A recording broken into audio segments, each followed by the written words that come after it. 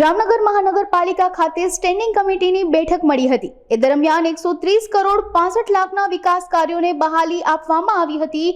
Town hall પાસેના સર્કલને નવા રૂપરોગાન કરવામાં આવશે। આમ 22 વિકાસ કાર્યોના એજન્ડામાંથી 21 એજન્ડાને મંજૂરી અપાઈ હતી।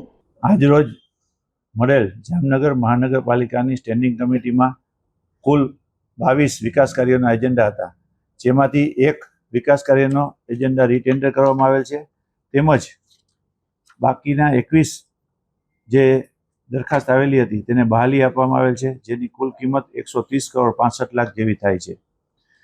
જેની અંદર મ્યુનિસિપલ ફાઇનાન્સ બોર્ડની ગ્રાન્ટ અંતર્ગત ટાઉન હોલ, જે ઓડિટોરિયમ બનાવવાનું છે તેના જેવા વિવિધ 6 કામોના 121 કરોડની કામોનો સૈદ્ધાંતિક સ્વીકાર કરવામાં આવેલ છે।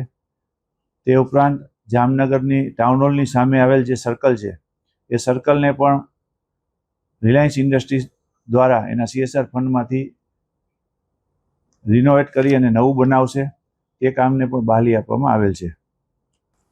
જે 6 વિવિધ કામો છે તેમાં ઓડિટોરિયમ છે, જે આપણે બજેટની અંદર જે દર્શાવવામાં આવેલ છે કે સ્પોર્ટ્સ સંકુલ છે, જે સબસેક્શન રોડ ઉપરનો રોડ છે એને ગૌરવપથ તરીકે ડેવલપ કરવાનો છે।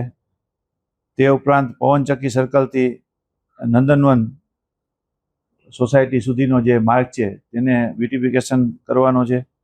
રિવરફ્રન્ટ પ્રોજેક્ટ છે તે છે। એવા 6 વિકાસ કાર્યો જે એજન્ડા જે બજેટની અંદર અમારા દ્વારા દર્શાવવામાં આવેલ હતા, તે પૈકીના 6 કામોને આજરોજ સૈદ્ધાંતિક સ્વીકાર કરવામાં આવેલ છે।